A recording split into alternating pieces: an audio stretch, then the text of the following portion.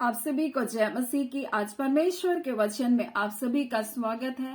परमेश्वर पिता आज अपने वचनों के द्वारा आप सबको बहाता ऐसी आशीष को दे। पिता परमेश्वर आज अपने वचनों के द्वारा आपसे बोले और बातचीत करें।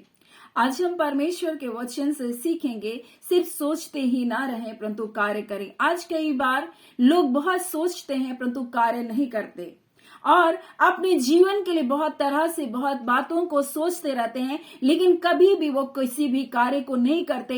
इस कारण वो सफलता को नहीं पाते। आज बहुत सारे बच्चे सोचते हैं कि मैं अपनी पढ़ाई को आज शुरू करूंगा और फिर वो देखते हैं कि 2 दिन तो अच्छी शुरुआत किए परंतु उस कार्य में वो बने नहीं रहे। कई बार लोग सिर्फ सोचते हैं परंतु कार्य को नहीं करते। परंतु आज परमेश्वर अपने वचन के द्वारा हमें कुछ अद्भुत बातों को बताना चाहता है। अगर हम लोग यिर्मयाह उसका 10वां अध्याय को देखें तो इस प्रकार से परमेश्वर का वचन कहता है उसके 19 में, मुझ पर हाय मेरा घाव चंगा होने का नहीं, फिर मैंने सोचा यह तो रोग ही है, इसलिए मुझको इसे सहना पड़ेगा। और कई लोग अपने जीवन में किसी भी बात में क्या करते, रुक करके अपने जीवन में सिर्फ सोचते रहते हैं। कुछ लोग सोचते हैं ये बीमारियां हैं तो मुझको इसको सहना ही है, और कई बार लोग ऐसा सोचते हैं कि मेरे जीवन में हानि है तो मुझको इस हानि के साथ ही अपने जीवन को जीना है। मेरे जीवन में ये तकलीफ है तो मुझको इस तकलीफ के साथ ही जीना है। और ऐसा लोग सोचते सोचते उसी दशा में पड़े रहते हैं। और अगर हम आगे पढ़ते हैं तो इस प्रकार से लिखा, मेरा तंबू लुट गया, सब रस्सियां टूट गई, मेरे बच्चे मेरे पास से चले गए हैं नहीं, अब कोई नहीं रहा जो मेरे तंबू को ताने और मेरी कनातों को खड़ी करे। यानी एक ऐसी दुर्दशा, ऐसी बीमारी, ऐसा घाव, और ऐसी स्थिति में कई बार लोग सोचते हैं कि मुझको बस इसी दशा में अब रहना है और उसको अपने जीवन की वास्तविकता मान लेते हैं। इसलिए परमेश्वर का वचन आगे कहता है, क्योंकि चरवाहे पशु सरीखे हैं और उन्होंने क्या किया, परमेश्वर से प्रार्थना नहीं किया, परमेश्वर को उन्होंने ढूंढा नहीं करके परमेश्वर का वचन कहता है मेरे जो चरवाहे हैं वो पशु सरीखे हैं, वे यहोवा को नहीं पुकारते, इस कारण वे बुद्धि से नहीं चलते। उनको सब भेड़, इसलिए उनकी सब भेड़ बकरियां क्या हो गई, तितर बितर हो गई। आज लोग पापों में, अपराधों में, गुनाहों में चले गए, लोग रोगों में, बंधनों में, घायल अवस्था में आज पड़े हैं। कारण क्या है? कारण ये है कि वो सोचते रहते हैं कि बस हमें इसी दुर्दशा में जीना है, यही तो हमारा भाग है, और वो परमेश्वर को कभी भी ढूंढते नहीं, परमेश्वर के समीप कभी भी जाने का निश्चय को नहीं करते। इसलिए आज परमेश्वर अपने वचन के द्वारा हमें बता रहा है कि जो रोग, दुख, बीमारी, उजाड़पन, आपके जीवन की जो दुर्दशा है उसको अपने जीवन की वास्तविकता ना मान ले, उसको अपने जीवन का भाग मानकर ये सोच कर कि मुझको इस रोग को सहना है, मुझको इस पीड़ा को सहना है, मुझे इस दर्द को सहना है। कई बार ऐसा सोच करके हम उसको अपने जीवन की वास्तविकता बनाते, लेकिन परमेश्वर का वचन कहता है क्योंकि वो परमेश्वर को पुकार नहीं रहे, क्योंकि वह परमेश्वर के साथ, बुद्धिमत्ता के साथ चल नहीं रहे, इसलिए उनके जीवन की यह दुर्दशा है। परंतु भजनकार दाऊद भजन संहिता 119 का 59 में इस प्रकार से कहता है कि मैंने अपने चाल चलन को सोचा, यानी उसने अपने जीवन के बारे में सोचा, और आगे लिखा, मैंने तेरी चितौनियों का मार्ग लिया। कई बार लोग अपने जीवन में सिर्फ सोचते हैं लेकिन कभी भी वो कार्य को नहीं करते। आज ऐसे ही लोग सिर्फ सोच रहे हैं अपने जीवन के बारे में कि मेरे जीवन की ऐसी दुर्दशा है, लेकिन वो कभी भी परमेश्वर के पास नहीं जाते। और इसलिए आज परमेश्वर अपने लोगों से कहना चाहता है कि पुत्र को चूमो बोल रहा है, यानी उसके बेटे से तुम मेल मिलाप कर लो, उसके बेटे यीशु के पास आ जाओ। भजन संहिता 2 उसका 12 में लिखा है, पुत्र को चूमो, ऐसा ना हो कि वो क्रोध करे और तुम मार्ग में नष्ट हो जाओ, क्योंकि क्षण भर में उसका क्रोध भड़कने को है, धन्य वे जिनका भरोसा उस पर है। यानी वो बोल रहा है मेरे बेटे यीशु मसीह से तुम मेल मिलाप कर लो, उसके पास आओ, अपने गुनाह को, अपने अपराधों को तुम छोड़ दो करके परमेश्वर का वचन कहता है। कई बार लोग अपने पापों के बारे में जानते हैं, अपने चाल चलन के बारे में जानते हैं, वो जानते हैं कि मैं गलतियों को कर रहा, वो जानते हैं कि मैं गंदी पिक्चरों को देख रहा, वो जानते हैं कि मैं गंदे कार्य को कर रहा, वो जानते हैं कि वो स्त्रियों को कैसी नजरों से देख रहा है, वो जानते हैं कि अपने जीवन को वो किस प्रकार से वासनाओं में, पापों में, शराबों में, चुगली में, ईर्ष्या में, डाह में, बुराई में, एक दूसरे की हानि में लगा कर रखे हैं। वो सब कुछ जान रहे अपने चाल चलन के बारे में, लेकिन कभी भी वो चेतावनियों का मार्ग नहीं लेते। परंतु भजनकार दाऊद इस प्रकार से कहता है, मैंने अपनी चाल चलन के बारे में सोचा और मैंने तेरी चेतावनियों का मार्ग ले लिया। आज परमेश्वर कहता है, तुम ना सिर्फ सोचो परंतु तुम कार्य करने वाले भी बन जाओ, तुम एक निर्णय लेने वाले भी बन जाओ। इसलिए भजन संहिता 119 का 57 में दाऊद इस प्रकार से कहता है, यहोवा मेरा भाग है, मैंने तेरे वचन के अनुसार चलने का क्या क्या निश्चय लिया। यानी अब आपको डिसीजन लेने की जरूरत है, एक निर्णय लेने की जरूरत है कि नहीं, अब मुझको इस मार्ग में नहीं बनकर रहना, मुझे इन पापों में अपनी जिंदगियों को नहीं जीना करके एक निर्णय लेने की जरूरत है। इसलिए परमेश्वर का वचन इस प्रकार से कहता है, जब आप सोच रहे हो तो आप क्या करो, आप अपने जीवन के लिए क्या करो, निर्णय को लो करके परमेश्वर का वचन कहता है। दूसरा, आपने भजनकार दाऊद ने कहा, मैंने चेतावनियों का मार्ग लिया। यानी आपके परमेश्वर ने जो आपको चेतावनियों को दिया, उन चेतावनियों के मार्ग में आप चले। परमेश्वर ने जो जो बातें आपको करने से मना किया, आप उनमें तौबा का जिंदगियों को जिए। और भजनकार दाऊद कहता है, मैंने तेरी आज्ञा को मानने में विलंब नहीं किया परंतु फुर्ती किया। कई बार हाँ प्रभु हम करेंगे, हाँ प्रभु हम पश्चाताप करेंगे, हाँ प्रभु हम आपके पास जाएंगे, हाँ प्रभु जी ऐसा करेंगे करके हम सिर्फ सोचते रहते हैं। परंतु आज परमेश्वर अपने वचन के द्वारा हमें बता रहा है, सिर्फ सोचते ही ना रहे परंतु कार्य करें, क्योंकि परमेश्वर का वचन कहता है कि पुत्र को चूमो क्योंकि उसका आगमन निकट है। परमेश्वर का वचन कहता है उसका क्रोध क्षण भर में क्या होने वाला है, भड़कने वाला है।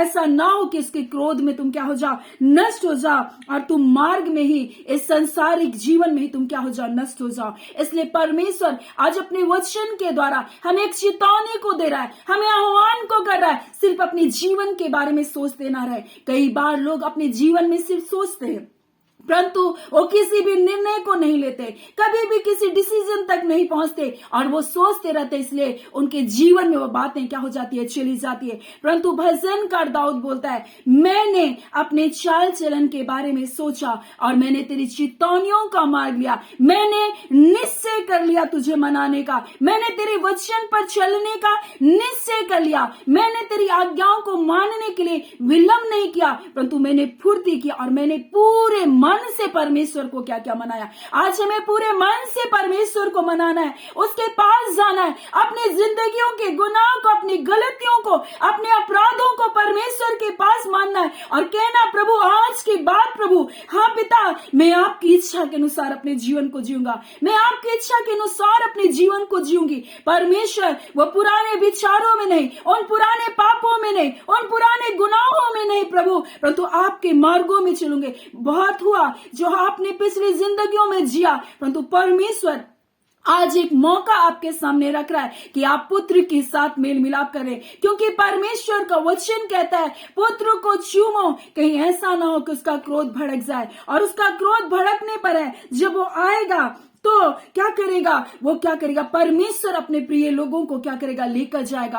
परंतु जो लोग संसार में रहेंगे, उन महाक्लेशों से, उन संकटों से, उन दुखों से, उन पीड़ाओं से होकर के उनको गुजरना पड़ेगा। इसलिए परमेश्वर पिता आज अपने वचन के द्वारा कहना चाहता है, पुत्र को चूमो, सोचते ही ना रहो परंतु आप कार्य करो, एक निर्णय को लो, एक निश्चयता को लो। और जिस प्रकार से दाऊद ने कहा, मैंने अपने चाल चलन के बारे में सोचा और मैंने एक निर्णय को लिया है कि मैं परमेश्वर को पूरे मन से क्या करूंगा, मनाऊंगा। मैंने उसकी आज्ञा को मानने के लिए विलंब नहीं परंतु फुर्ती की, और उसने पूरे मन से परमेश्वर को क्या क्या मनाया। परमेश्वर भी आपके बारे में सोचता है, परमेश्वर भी आपके बारे में चिंता करता है। परमेश्वर सोचता है कि ये आज कहीं ना मेरे पास आ जाए, आज तो आ जाए, आज तो मन फिरा ले। ऐसा परमेश्वर भी आपको, आपके बारे में सोचता है। परमेश्वर चाहता है कि आपको बंधुआई से छुड़ाए, परमेश्वर चाहता है कि आपको आशीष को दे। और इसी प्रकार से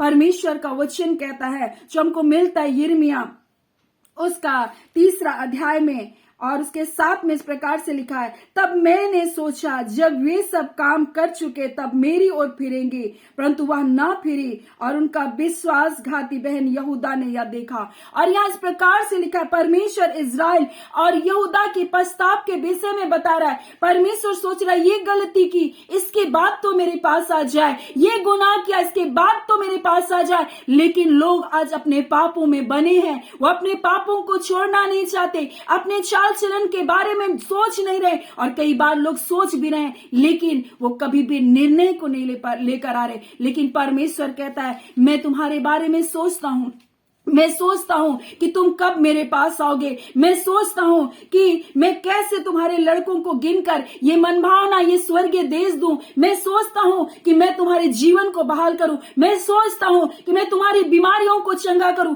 मैं सोचता हूं कि मैं तुम्हारे हालातों को बदल दूं, मैं सोचता हूं कि तुम्हारे पुरखाओं के श्राप को तोड़ दूं। लेकिन तुम कभी भी अपने जीवन के बारे में नहीं सोचते, अपने चाल चलन के बारे में नहीं सोचते, और कभी भी मेरी चितौनियों का तुम मार्ग नहीं लेते, कभी भी तुम मुझे पूरे मन से नहीं मनाते, कभी भी मेरी आज्ञाओं को मानने के लिए तुम फुर्ती नहीं करते, परंतु धीरे और धीरे तुम क्या करते हो, मुझसे दूर होते चले जा रहे हो। इसलिए परमेश्वर का वचन आज हमसे कहना चाहता है कि तुम पुत्र को चूमो, कहीं ऐसा ना हो कि आप मार्ग में नष्ट हो जाओ। अपने चाल चलन के बारे में सोचें, और न सिर्फ सोचें परंतु आप कार्य भी करें, एक दृढ़ निश्चय को भी करें, एक निर्णय के साथ परमेश्वर के पास आए और उसको पूरे मन से मनाए, ताकि प्रभु यीशु मसीह जब आए तो आप भी बादलों में उसके साथ उठा लिए जाए। सो परमेश्वर पिता आज अपने प्रिय लोगों से कहना चाहता है कि वो आपसे बहुत प्रेम करता है, वो आपका इंतजार कर रहा है। एक पिता अपनी बाहों को फैलाकर आपके इंतजार कर रहा है। और यह इस प्रकार से परमेश्वर का वचन कहता है, जो हमको यिर्मयाह 3 अध्याय उसका 19 में लिखा, मैंने सोचा था मैं कैसे तुमको लड़कों में गिनकर यह मनभावना देश दूं, जो सब जातियों के देश में शिरोमणि है। मैंने सोचा कि तू मुझे पिता कहेगी, परंतु मुझसे फिर ना भटकेगी। लेकिन आज परमेश्वर के लोग आज परमेश्वर का विश्वासघात करें। इस प्रकार से परमेश्वर का वचन कहता है 20 में, इसमें तो संदेह नहीं, जैसे विश्वासघाती स्त्री अपने प्रिय से मन फेर लेती है, वैसे इजराइल के घराने तू मुझसे फिर गया। यहोवा की यह वाणी है। और परमेश्वर कहता है, मैं तो सोच रहा था तुझे मनभावना स्वर्गीय देश दूं, मैं तो सोच रहा था मैं तुझको ऐसा देश दूं, ऐसा चिरस्थायी देश दूं, ऐसा चिरस्थायी भवन दूं जो तुझसे कोई छीन नहीं सकेगा। मैं तो तेरे आंखों के आंसुओं को पोंछना चाहता था, मैं तो तेरे दुख दर्द को लेना चाहता था, मैं तो तुझे बंधुआई से छुड़ाना चाहता था, मैं तो चाहता था कि तू मेरे पास आए। मैं तुझसे प्रेम करता हूं, तू एक दिन फिर कर आएगी और मुझको पिता कहेगी करके परमेश्वर कहता है। लेकिन तू तो भटकती जा रही है, जैसे एक विश्वासघाती स्त्री अपने पति को छोड़ देती है, वैसे ही आज उसके लोग परमेश्वर को छोड़ करके और पाप और बुराई में और व्यभिचार में और अशुद्धता में और गंदी बातों में अपने दिन को क्या कर रहे, व्यतीत कर रहे। लेकिन परमेश्वर आज अपने वचन के द्वारा कह रहा है, पुत्र को चूमो, कहीं ऐसा ना हो कि तुम मार्ग में नष्ट हो जाओ, क्योंकि क्षण भर में उसका क्रोध भड़कने पर है। इसलिए उससे मेल मिलाप कर लो, क्योंकि परमेश्वर आपसे प्रेम करता है। वो चाहता है कि आप उसके पास आए, आप उससे गले लगे, आप उसको चूमे और कहे, हाँ मेरे पिता, मैं आपसे दूर चली गई थी, हाँ मेरे पिता मुझसे गलती हो गई। और आप जब ऐसा पश्चाताप को करेंगे, परमेश्वर आपको अपने गले से लगाएगा, वो आपको फिर अपने आप से दूर होने नहीं देगा, वो आपके मार्गों में मनभावनी वस्तुओं को देगा, वो आपके जीवन के पाप और श्राप के बंधनों को क्या करेगा, तोड़ देगा। वो आपसे प्रेम करता है, इसलिए वो अपने पास आपको बुला रहा है। और इस प्रकार से भजन संगीतकार दाऊद ने परमेश्वर को क्या क्या मनाया, अपने पूरे मन से मनाया। आज क्या आप और हम अपने पिता को नहीं मना सकते? जबकि आने वाला समय हमारे लिए कठिन है, आने वाला समय जो बीमारियों का समय है, क्लेश का समय है, महा संकट का समय है। लेकिन उससे पहले पुत्र से आप क्या करें, मेल मिलाप कर ले करके परमेश्वर आज अपने लोगों को एक आह्वान को कर रहा है, अपने लोगों को बुला रहा है। सो परमेश्वर पिता इन वचनों के द्वारा आप सबको बहुत ऐसे आशीष को दे। आमीन। आइए हम प्रार्थना करेंगे। धन्यवाद देते हैं जीवते सच्चे सामर्थ्य खुदावन परमेश्वर, मेरे राजाओं के राजा, मेरे प्रभुओं के प्रभु। आपका वचन कहता है पिता परमेश्वर, हाँ पिता परमेश्वर, आप अपने बच्चों के लिए प्रभु जी हाँ प्रेम से भरे हैं पिता। आप कहते हैं प्रभु जी मेरी ओर फिरो तब मैं भी तुम्हारी ओर फिरूंगा।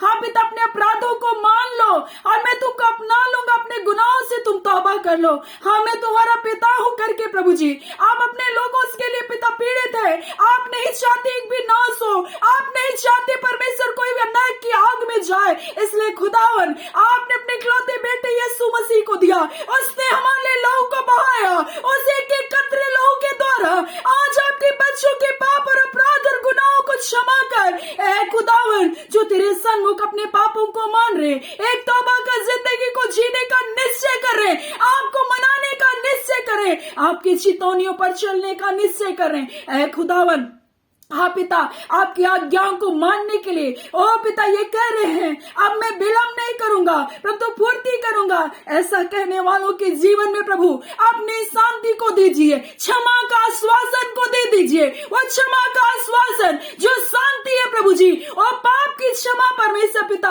आपके बच्चों के जीवन में आने पाए। खुदावन पवित्र आत्मा का आश्वासन आपके बच्चों के जीवन में आने पाए। जो पिता अपने जीवन में विचलित है, खुदा अपने जीवन में निराश है प्रभु जी, आज खुदावन आपकी शांति जो समझ से परे है प्रभु जी, हाँ पिता आपके बच्चों के मान और हृदय की रक्षा करने पाए। खुदावन परमेश्वर आज के इस वचन के द्वारा प्रभु बहुतों का जीवन प्रभु जी आपके स्वर्ग के राज्य में पिता स्वीकार किया जाए। ऐ खुदावन परमेश्वर हर एक के पाप और अपराधों को पिता हम मानते हैं। खुदावन आपका वचन कहता है एक दूसरे के सामने अपने पापों को मान लो खुदावन। हाँ खुदावन परमेश्वर एक दूसरे के लिए तुम प्रार्थना करो जैसे तुम्हारे पाप क्षमा किए जाए, रोगी है तो चंगा किया जाए, जो बीमारियों के बिछोने प्रभु यीशु के नाम से चंगाई किए जाए। ओ खुदावन बंधन टूटे, पाप और अपराध के बंधन टूटे। खुदावन परमेश्वर पिता आज अपने लोगों को चंगा करें पिता, इनकी गलती इनके गुनाहों को जब यह तौबा कर रहे यीशु के नाम से इनके जीवन में चंगाई आने पाए।